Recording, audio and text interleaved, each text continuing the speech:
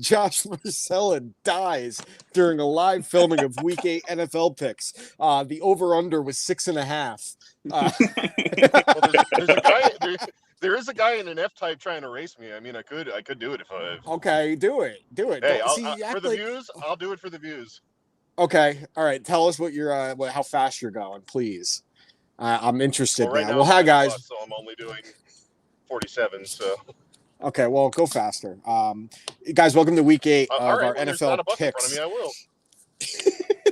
will. Josh is attempting suicide live on the air. So if we get No, interrupted, hey, it's you can't actually get the because video we're taken down. celebrating. If you get pulled over, I'd be more happy just because. Real nice. Yeah. Oh, you getting pulled over. When's the last time you got a ticket? I've never gotten a ticket. Thank you. So get pulled over, dumbass. I hope it's one of those. Honestly, I would cut the stream. I would cut the stream if I got pulled over because I wouldn't want the audience to see me not getting a ticket for being a fucking blatant asshole. But white privilege. Well, your white privilege. Yep. Yeah, honestly, that is what it is. I think that you should just show them a picture of you wearing running shoes at a wedding, and then they might give you a ticket. Like, all right, sir, you were driving like an asshole, but now I know you actually are an asshole. No, it doesn't matter. More people need to see it. Well, guys, welcome. Week 8. We're going to try and keep this tight right before kickoff because tonight Michael's team is playing in Thursday Night Football. And by Michael's team, I mean Aaron Rodgers and a bunch of guys no one's ever heard of because the whole team has COVID. Your defensive coordinator, not that that's a huge loss anyway. You might actually play better defense this week. Yeah, that's a good point. So last week, Josh and I both went 9-4, and Manfro and I both went 9-4. Josh went 10-3, so he gained a game on Michael, a game on me. Now Manfro, you are only one game behind me, and Josh, you are 2 games behind me for first place. So this is where it's going to get interesting. Now we're coming up on the halfway point of the season. No real surprises so far. I mean, a couple teams coming out of the woodwork to be surprising. The Cincinnati Bengals specifically, I think, are the most shocking of the season so far. So why don't we get right into it, Michael? It's your team, the Green Bay Packers, coming off the win over the Washington football team, taking on the Arizona Cardinals. Arizona coming off the win over the Houston Texans. So as of this morning, last night, I think the line was 3.5 that Arizona was favored by. Fair. Last undefeated team in the league. By the way, this is the 2 best records of teams playing on Thursday Night Football since 1934, which is pretty crazy. So it was 3.5 last night favoring Arizona. Now it is a 6.5 point spread as of like an hour ago for Arizona. And you'd have to figure it's because of the losses on both sides of the ball due to COVID, most specifically, maybe the best receiver in the league, Devontae Adams. So Michael, it's your team. It's your game. Make your pick. I'm taking Green Bay. I know it's probably not the most popular move, but Rodgers can make a polished turd look like crispy boy. So I think he's going to make all those wide receivers look good. Thirsty boy? A crispy boy. Wait, what were you trying to say? Because you said you were trying to say make an unpolished turd look good, but you said a polished turd, so it already looks good. Yeah. And what's a crispy boy? Like an island boy, kind of. Oh, no, that's not good. Because they look like unpolished turds. Shut up. So you're taking Green Bay. How do you think this goes for Green Bay tonight? What do you think? How does it unfold? Rodgers spreads the ball out anyway. I'm not really concerned about that. It's like if I think Tunyon has to have a big game, and I think the Packers can do it. Rodgers is, I think what's going to happen, I think the Arizona might win, but I think Green Bay is going to win. Okay, so you think Arizona might win, but you think Green Bay wins? Yes. Okay, Josh. Who's at home here? Arizona. I am going to take the Cardinals. Yeah, I'm also going to take the Cardinals here. Go ahead, Josh. I think it's always Aaron Rodgers can always pull one out. I think on the road, missing that many pieces on both sides of the ball, it's going to be tough. and Arizona's just on a whole different level. They're winning games without their coaching staff, and Yeah. they're making me a believer. So I got to take Arizona. Yeah, they're 7-0. Their best record, their best start to a season since 1974, I believe it is. Um, so 6.5 to me, even with all the COVID stuff going on, is a little bit of a crazy spread. I think Aaron Rodgers is going to keep the game close. I think sometimes when guys lose their best receivers, it forces them to get more creative, to go to guys they may not normally. I wouldn't be surprised if we have a big game from Randall Cobb, honestly. But I expect Aaron Jones to get a heavy dose of Aaron Jones. Now, the Cardinals lost J.J. Watt. I don't know if you guys can believe this, but he's hurt again. But I'm going to take the Cardinals here. I think it's going to be a close one. I think it might be a high-scoring affair. But I like the Packers to keep it close and cover the 6.5. So anyone getting in the last-minute bets, I would put Green Bay to cover the 6.5, but Arizona to win. So next game, the Carolina Panthers coming off the loss to the New York Giants, taking on the Atlanta Falcons, coming off the win over my Miami Dolphins. The Falcons are 2.5-point favorites at home. Josh, it's your team, your game. I am going to take my Falcons here because they're doing the most important thing that I think you want a rebuilding team to do. And that's that they're proving that they can beat the bad teams. And right now, Carolina is a bad team. You don't walk into MetLife Stadium and put up that garbage type performance and still be considered even a decent team. So I like what the Falcons are doing. Matt Ryan is playing very well. This is one of the best 5-game stretches of his entire career, throwing 10 touchdowns to 1 interception. The defense is looking better and better. A.J. Terrell is looking like the lockdown corner he was drafted to be. I wouldn't be this confident if I were going against the Saints, but I'm very confident that the Panthers are a bad team right now, so I'll take the Falcons at home. Yeah, I'm also going to take the Falcons.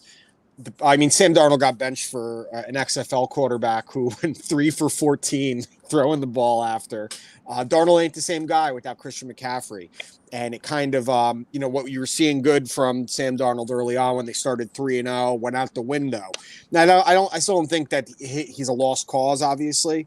Any guy who loses Christian McCaffrey, when you look at what the other weapons are, is going to be affected. But Atlanta is playing well. Their defense is still dog shit. Period. Dog shit. Period. Stop dog shit. But the Packers have no offense. So I'm going to take the Falcons and give me the 2.5 as well. Yeah, I'm going to take the Falcons as well because Sunday's Halloween, and I'm pretty sure that Sam Darnold sees ghosts. True. Good point. That's a good point. He's been seeing ghosts. I mean, you get benched against the Giants, it says a lot. So. But it's going to be Halloween, right. So, I mean, the abundance of ghosts on the field are going to be there. Yeah. Thank you. Next game, my dog shit franchise, the Miami Dolphins, taking on a team they haven't beat in 3.5 seasons, the Buffalo Bills. The Bills coming off the loss to the Titans, but they're bye week. Bills 13.5-point favorites. It's the Bills going away. They'll cover the 13.5. They'll cover, if it was 20.5, they'll cover it. Bills. Yeah, I'm not sure. This is such a weird regression for the Dolphins because I feel like they have all the pieces that they've had, and if not more. So I'm not sure what's going on with this team right now. I mean, there's a few things. There's a few things if I had to really break it down. So on Sunday when the Dolphins lost to the Falcons, Tua became the first quarterback in NFL history to throw 4 touchdowns in a game, complete at least 80% of his passes, put his team ahead with 3 minutes left in the game, only to lose. The defense has regressed. Xavier Howard hasn't been healthy. He hasn't played particularly well. They got rid of leaders on the defense in Kyle Van Noy. They got rid of leaders on the offense. And say what you will about him, Eric Flowers turned into a very good guard. Ted Karras, who came over from Green Bay at center, was a very good center. They got rid of him. It's the typical thing that Belichick disciples do, where they don't like guys that are overwhelming personalities on the field, and they decide to get rid of them. Flores has a lot to do, and I feel much more vindicated about my rant when they hired him a few years ago. Brian Flores, because I'm not happy with him right now. Who? Yeah, no, I mean, there's other issues here. Devontae Parker can't stay healthy. Their offensive line is not very good. They don't have a running game. The biggest problem I have with Brian Flores overall is that his inability to find an offensive coordinator. He has to pick the guys from inside the organization rather than going out there and getting a guy that is an up and comer from another team that, did really well as a quarterback coach. You look what the Chargers did. And I think this was the best thing they could possibly do was they hired Pep Hamilton as the quarterback or the offensive coordinator with the Chargers. And if you look at Pep Hamilton's track record, everything he's done with quarterbacks, he's sensational. He's a true quarterback whisperer. You go out instead and you do co-offensive coordinators. That doesn't work. Who's calling the run plays? Who's calling the pass plays? It's a leadership void for me. Tua's played well this year, all things considered, when he's been on the field. He isn't the reason they lost on Sunday. He wasn't the reason they lost to the Jaguars. I mean, you're the only quarterback in history. 4 touchdowns, 80% of your passes, put the team ahead with 3 minutes left, and you lose. That's a very Dan Marino-esque thing to happen. So, we'll see. I mean, the Deshaun Watson stuff don't is still mention lingering. Dan Marino and Tua Tagovailoa in the same breath ever again, please. No, I'm saying that the fact that I'm talking about the fact of like a quarterback playing well and still losing and them never getting to that point because of everything around him. It's very Dan Marino-esque. That brings me to my next point. What's the next game? The next game is the San Francisco 49ers coming off the loss to the Indianapolis Colts. Or no, the Colts won. The Colts beat the 49ers, yeah. They're coming off the loss to the Colts, and the Bears coming off the loss to the Tampa Bay Buccaneers. The 49ers are 3.5-point favorites on the road. I'm going to take San Fran here. Chicago's offense is a mess after a couple good things from Fields. Defense still isn't bad. This is one of those games where I'm a little hesitant because in Chicago, good defense, and what you've seen from the 49ers isn't really great. You're starting to see, I don't know if you saw what Kyle Shanahan's endorsement of Jimmy Garoppolo was this week. They asked him, is Jimmy your starter? And he said, yeah, I guess. And because Trey Lance isn't healthy. Otherwise, it would be not that Trey Lance was lighting it up, but I don't know if you saw what Martellus Bennett said about Jimmy Garoppolo this week. His interview came out. He called him a bitch. He said that when Brady was suspended and for Deflategate, and he was starting, and he was basically like, the whole time we thought Jimmy was playing. Then like the day before, he comes out and says he's not well enough to play because his agent told him it's going to hurt how much money he makes. And this has always been the knock for me on Jimmy. He doesn't play like a guy who wants it. He's like playing like a guy like, oh, I could play a little bit, but he doesn't want it. But Chicago's bad. Nagy sucks. Josh, roll up your window. I can hear the whole air. And I'm going to take the 49ers, and I'm going to take the 3.5. Michael. I'm taking the 49ers. I have Deebo Samuel in my fantasy league, and when Trey Lance was in there, he did jack shit. Yeah. And when Garoppolo's there, he knows how to find the playmakers. He's more experienced. I think the 49ers can be on the up and up once Kittle comes back, and that should be, I think, next week. But this week, they don't have him, and I think Garoppolo showed that he can beat a fucking Bears team that looks like some of their offensive play calls are just mind-boggling. They're not doing Fields any favors, so you're taking the 49ers. Yeah. Josh. I'm taking the 49ers. Bears are trash. Okay. All right. The next game, the Pittsburgh Steelers coming off their bye week, taking on the Cleveland Browns. The Browns coming off the win over Denver with Case Keenum at quarterback. The next day, Michael texts us and goes, Broncos almost did it. Yeah. They almost did. So the Steelers are 3.5-point favorites on the road. Still some concerns about the health of Baker Mayfield, the health of Odell Beckham Jr., the health of Jarvis Landry. Michael, your pick. I'm taking the Steelers. I think Big Ben got a little bit more in the tank. Okay. Josh? Has it been announced officially that Baker is out? No. Fuck. Give me the Steelers. Okay. I'm going to take the Browns. I'm sorry, the Browns are actually the 3.5-point favorites at home. You're I trying to trick that. us. No, I misread that. If you want to change it, go for it. I don't care because I misread it. The Browns, Baker Mayfield or not, they're a really well-coached team. And Case Keenum's a solid quarterback in this league. I mean, he had the Vikings think about this, just a few years ago, the Vikings one game from a Super Bowl. He's what you want in a backup. He's what the Jets should have had for Zach Wilson. The Steelers are having some dysfunction happen right now. You got Melvin Ingram, who played really well for them in week 1 against the Bills, asking for a trade.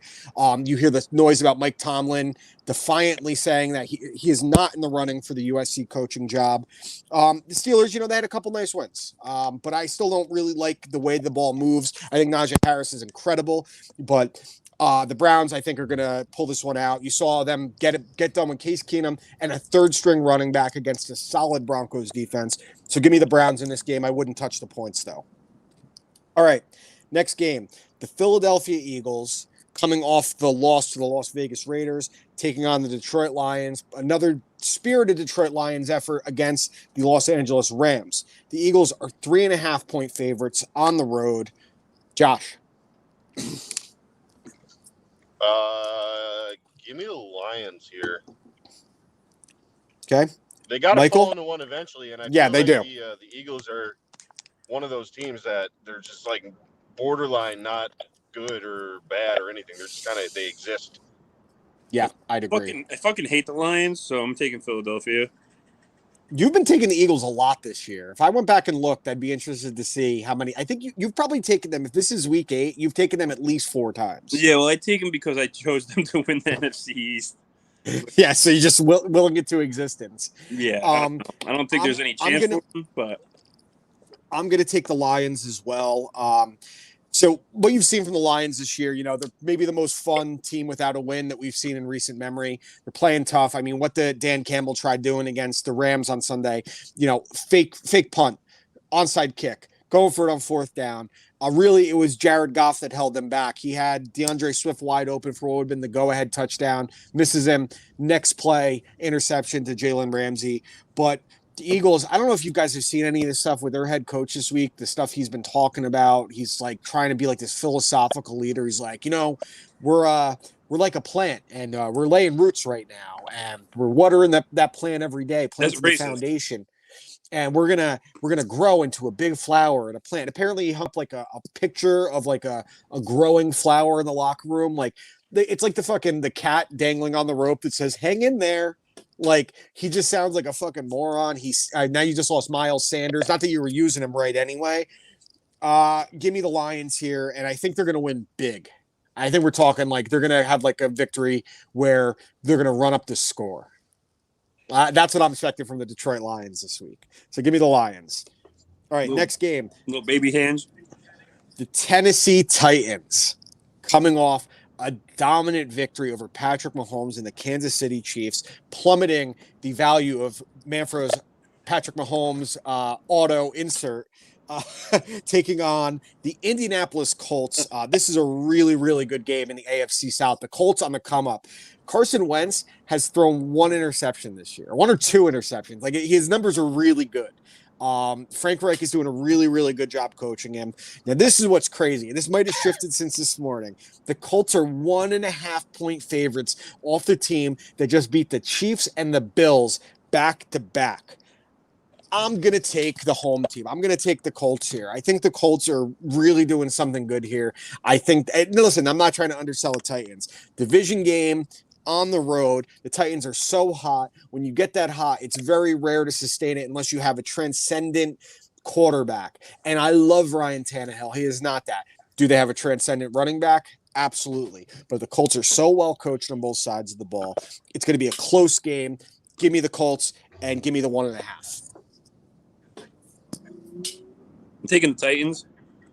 I think Derrick Henry and Jonathan Taylor cancel each other out, and it's going to be a quarterback matchup. And I think Tannehill, just the last couple of years, he's shown that he belongs as a starter in the NFL, and he's a top 10 quarterback in the league right now. Yeah. He's a top 10 quarterback. And Carson Wentz just doesn't show me that. I just think it's going to come down to the battle of the quarterbacks because the running games are both going to kill it, in my opinion. And it's going to. And what's funny is that they dominate the Chiefs, right? 27-3. And when you see that, you're like, oh man, Derrick Henry must have gone off. He had 83 yards. Yeah. That's what's crazy about it. So, Josh. I'm going to take the Titans as well.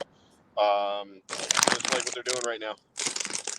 Yeah, I mean, listen, they beat the Bills and the Chiefs, the two AFC favorites, back-to-back weeks is saying a lot.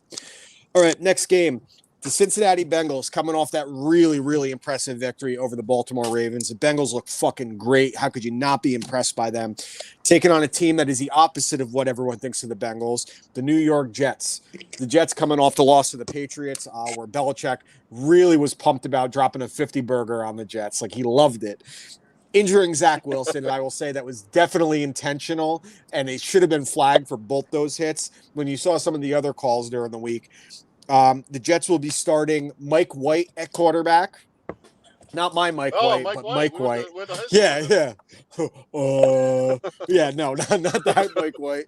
They'll be starting a Mike White who had never thrown a pass in the NFL, that was backing up a second overall pick that didn't have a ton of college experience. But the Jets made a trade this week. They really went for it. They traded for a Super Bowl MVP, had one of the greatest postseason runs in NFL history, Joe Flacco, who, by the way, they had last year, could have re-signed in free agency. Instead, they traded draft capital for him. Well, if Jacoby Jones never catches that fucking duck that Flacco throws, that we're not talking about Flacco at all. Listen, there's an immaculate reception. There's a million different calls you could say like but that. But like, Flacco no one ever, everybody says like, oh, Joe Flacco threw that bomb. I was like, he threw a fucking 50-yard duck that was straight up in the fucking air and fucking like fluttering, and then Jacoby Jones came down like it was a punt, and then the defender was like on the ground and he just ran around. Yeah, the Broncos. Taylor's still more mad about that than he is the fact they won the Super Bowl 2 years later. But yeah, we're all taking the Bengals, right? Like, unbelievably impressive from Burrow. Their defense and Jamar is gonna Chase. Fucking hurt whoever's back there at quarterback. Yeah, and like what's crazy is the Jets have this kid, this wide receiver they took in the second round, Elijah Moore. Stupid fast, right?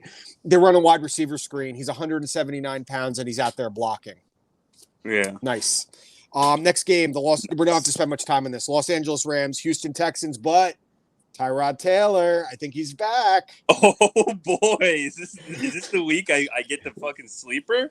Dude, it's 14.5 points. No, I need my boy back on the field for one game before I take him. Okay, so we're all taking the Rams, right? Yeah, Don't need to spend too much time. Yep. All right, interesting game. The New England Patriots coming off the win over the Jets. Chargers, they were on their bye week. They were coming off a loss to the Baltimore Ravens. Chargers 5.5 point favorites. I think this will be a closer game than the spread indicates. It's one of those games where I think Belichick's defense, he matches up well with a guy like Herbert. You saw that last year when they played him. The only two defenses that Herbert struggled with in his sensational rookie season were the Patriots and the Brian Flores Dolphins defense, which obviously came from New England. So I think he'll throw some interesting wrinkles. I know the Patriots just put up 50 points on the Jets, but it's the fucking Jets. The Chargers are a much better team than the Jets. They won't be able to keep up. It'll be close early. Give me the Chargers. I'd be very iffy on that 5.5. I wouldn't touch it though. Yep. I'm taking the Chargers. Well, I'll take it. Josh? I'm taking the Chargers. All right. Easy enough. All right. This game to me, the fact that the spread is like this it's just crazy about what both teams are like right now.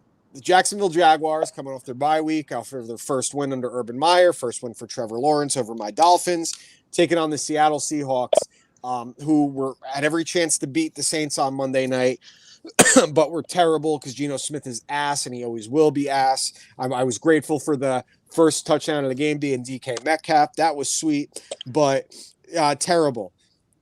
3.5 point favorites are the Seahawks here at home.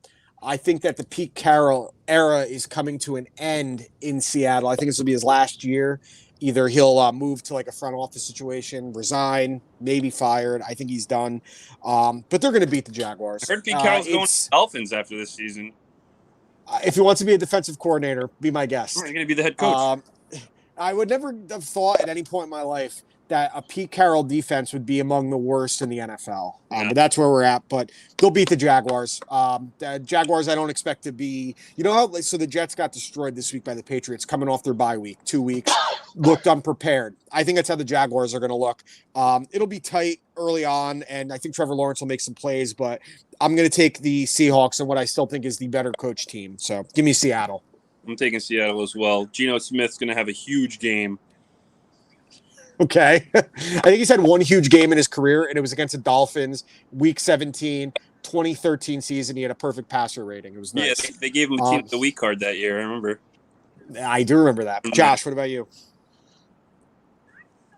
I am also taking the Seahawks. The Jaguars are just so bad. Yeah.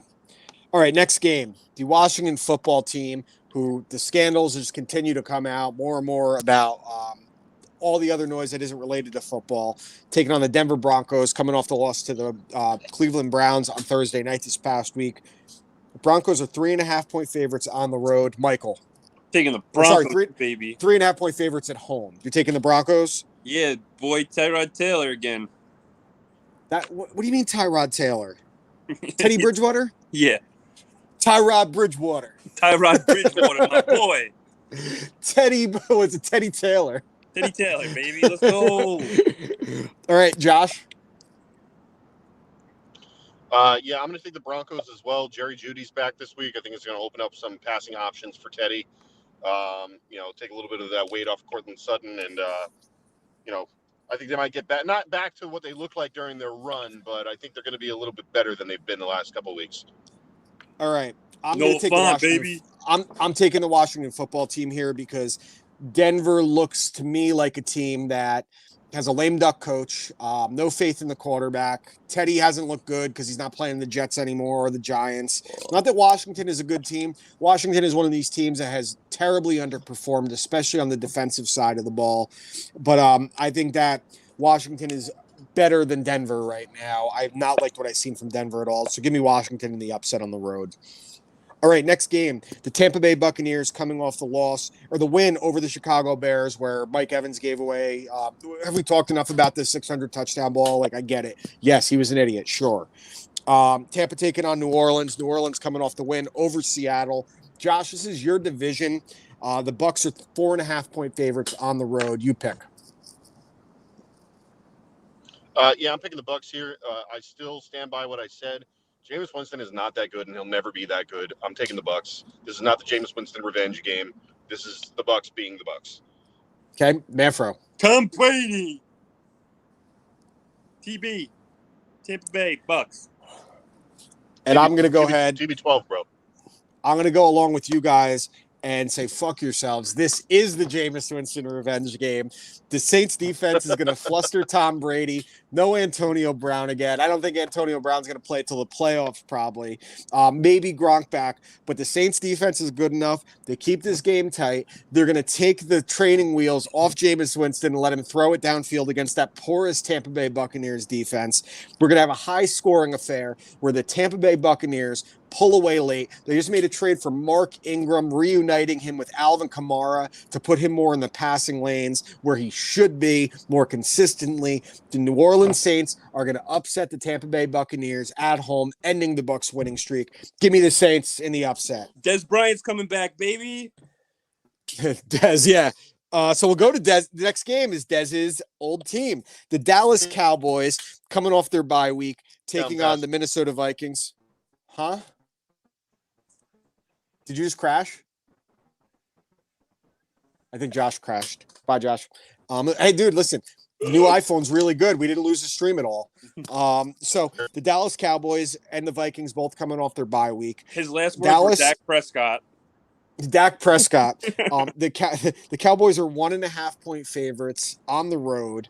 Some injury concerns about Dak. They actually haven't said if he's officially playing this week, so it'll be interesting. Michael, you're one game behind me. You take the last two games first. I'll take Dallas.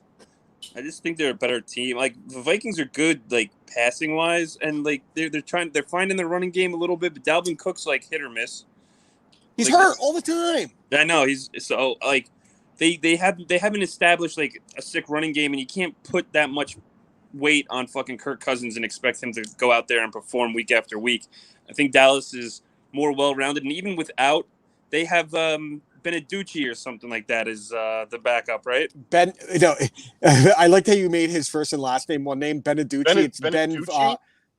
No, I think it's Ben DiNucci. Oh, Ben DiNucci, yeah. But I like Beneducci. Beneducci better.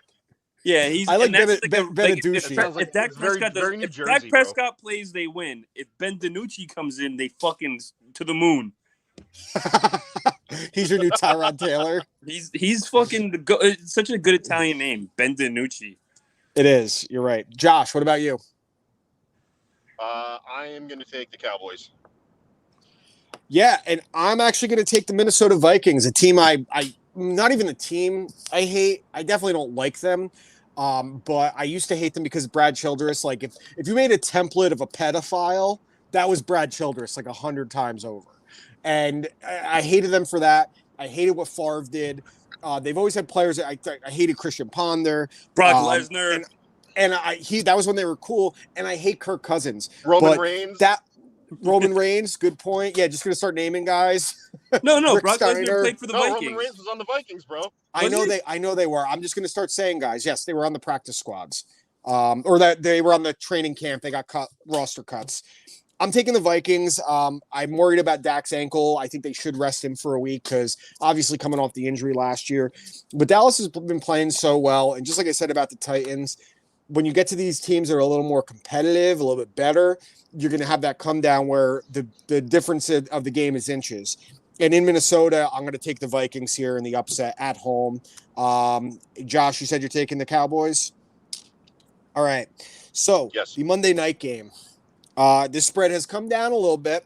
I couldn't believe it, but after the debacle we saw from one of these teams on Sunday, and the win from one of these teams on Sunday, the team that won the game Sunday was actually the 13-point favorite over the team that lost 27-3. It is now a 9.5-point spread. The New York Football Giants coming off their win over the Carolina Panthers, taking on the concussed Chiefs and Patrick Mahomes, who it's a mess on every front. It's so easy to just say it's Mahomes, but you look what the defense has been all year, historically bad defense. They've had no running game. And really, now this might be a crazy thought, but have the Chiefs looked the same since Andy Reid's son killed someone? Dead ass. When did he kill somebody? Right before the Super Bowl. He had a DUI and killed someone. Yeah, that happens all the time. Not when you're on the coaching staff. Yeah. And you're the head coach's son. Yeah. Head coach's sons are normally like fucking. Well, Andy Reid, when he was on Philadelphia, his son was an asshole. Andy Reid when he's on the didn't his son didn't one of his wait, hold on. Didn't his son his other son when he was maybe I'm mixing my coaches up, but didn't his other son when he was the head coach of the Eagles commit suicide? Yeah. What an asshole. Asshole. Wait, no. Did he? I thought that was Tony Dungy. Yeah, him too. Their coaches' sons are assholes generally. Yeah, someone's son killed himself. Some head coach. You know what you gotta do? You gotta block out that family bullshit, and you gotta concentrate on winning football games. And sign Teddy Bridgewater. You gotta sign Tyrod Taylor. So, but I'm just saying, like there is like a little bit of the timing thing when you think about the specific things that haven't looked good for the Chiefs. Offensive line, the defense was never great to begin with, but the lack of big plays. It seems like there's been like this fracture in the Chiefs. Now, I still think they're going to eventually get there and get to the playoffs, wild card at this point. But if they can't beat the Giants by at least a touchdown. And, like, they have to have moments where you're like, oh, there they are. Oh, Pat Mahomes is back. Oh, there goes Tyreek Hill. Oh, Travis Kelce. I don't know, man. It's getting iffy. I'm taking the Chiefs, but I could see the Giants winning this game. This is my season on the line, all right? And I said it every week since Patrick Mahomes had a bad game. I'm like, this is going to be his come-out game. This is his coming back, baby. And if he can't and he doesn't come back strong against the Giants, then I'm really fucked. I'm done. My team, I like that. My position players are so terrible.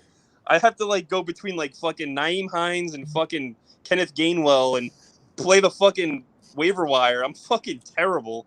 But dude, I think Mahomes, I texted you during the fourth quarter. I was like Mahomes is on pace for.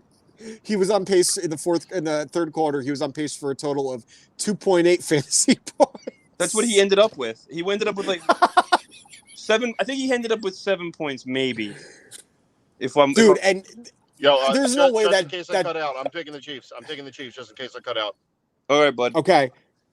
Yeah, the Chiefs are just a disaster right now. It's bad on every front, and I just don't know. It's weird, man. I mean, a lot of times there's always a Super Bowl hangover when teams lose. They always seem to regress a little bit. But generally what you see is when teams sign their quarterback to those long-term extensions is when things start to change a little bit. And I think that if you look at every team that signed a quarterback to big money in recent memory, there's a regression around the team after the fact. That's why it was so amazing with Tom Brady for so long, because he was taking reduced salary every year so they could spend on the offensive line, spend on the weapons he wanted, the slot receivers, the defense, all these different things. And Mahomes is getting $500 million. Yeah. So, and their offensive line is terrible. And he's trying to, above all else, he is trying to do too much. He's playing like he did in college when he came out and people questioned if that backyard football style was going to work in the NFL. And it did. But now you have to be safer. And how many weeks have I been saying it now that they need to go to a 2 tight end set and run the goddamn ball and stop trying to make a fucking 60-yard touchdown every single play? Yeah. Well, fucking Joe Thuney is the only like noticeable offensive lineman on that line that like I'm really like, all right, that's a top quality fucking offensive lineman. I think he's left guard, and they have a rookie at center, a rookie at right guard, and someone Kyle Long. Someone asked me how could Patrick Mahomes be playing so bad, and I said, well, when these guys like exactly what you just touched on, they sign these big contracts, and the Packers had that problem for years. Aaron Rodgers gets the big money, right? When he was the highest paid quarterback a couple of years ago. Yeah. And then the other positions, the depth chart just kind of fucking flutters until you don't have real number one players, except for Devontae Adams, obviously, but he flourished. Aaron Jones. Yeah, Aaron Jones. Those players flourished, but like. Well, and the other thing that happens when you're a team that, when you make it to the Super Bowl, win or lose, and when you're one of those teams that's in the NFC or AFC championship every year, teams start to poach your depth guys. Yeah. And because you don't have the money to re-sign them. And this is where you either have to have one of the best coaches in NFL history in Bill Belichick, who, if you look at the Patriots draft history, it's not great, but he was so good at figuring out where to put guys that making those draft picks, and that's why the whole, drafting Jordan Love was so controversial, is because those draft picks become so important to make up for the lack of money you can spend on your own guys and in free agency. Because you got these guys for 4 or 5 years if they're a first-round pick, where you can pay them on rookie deals. So you'd have to think after the Mahomes deal, if this really blows up for the Chiefs, where even let's say he plays great, the team is bad, whatever, that teams will reset and say, listen, we're not giving this to quarterbacks anymore. The new market is this. But I say this every time, and then someone else gets it. Like, remember what, for years before he re-signed with the Cowboys, people said Dak is overpaid. No one will pay Dak that much. If before the Cowboys re-signed Dak Prescott, he hit free agency, he would have gotten the biggest deal in NFL history for a quarterback in free agency, because you pay for value. And re-signing your own guys is more important. But then, like I said, you've seen it with the Packers. They lost so many depth guys because of that. Teams poach. And you've seen it happen with the Chiefs, too. Well, the things that I would do to Aaron Andrews. You sound like Terry Bradshaw. They wanted him fired for that a few weeks ago. Yeah, well, like if I had a hotel room next to her, I'd definitely drill some holes, if you know what I'm saying. Yeah. She is hot, mighty fine, baby. Yeah, aged like a fine wine. Am I going to get in trouble for this? Probably. All right, let's wrap this up, Manfro. Last thing to say before the game starts. What do you say? I say I say go Pack Go. I was going to be very mad if you didn't say go Pack Go. Let's go Packers. I'm rooting for you guys. We'll see you. Actually, next week there will be no show. I'm away next week, so we'll just get our picks in. And we'll see you 2 weeks from now. Is there big UFC on this weekend? Yeah, it starts at 2 p.m. Oh, okay, cool. Thanks for the heads up. I need to know that. It's in Abu Dhabi. Abu Dhabi. Bye, guys. Bye. Later.